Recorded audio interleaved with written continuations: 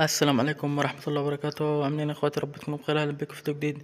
النهارده ان شاء الله اتعرف على موعد مباراة نادي الاتحاد ونادي الخليج وصفاته. بس مباراة الاتحاد الان الساعة 9 مساء اليوم بتوقيت القاهرة مصر، وبتوقيت مكة المكرمة والسعودية، في الجولة 32 في دوري رجل.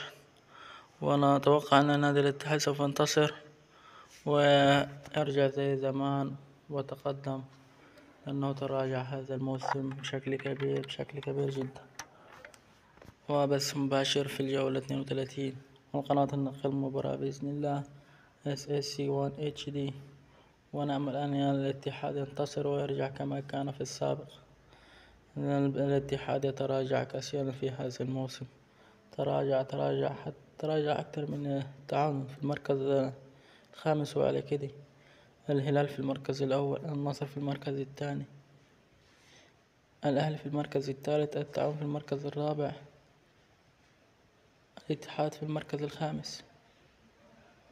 يعني الاتحاد يتراجع، ونأمل أن يعود إلى دوري روشن السعودي كما كان في الأول.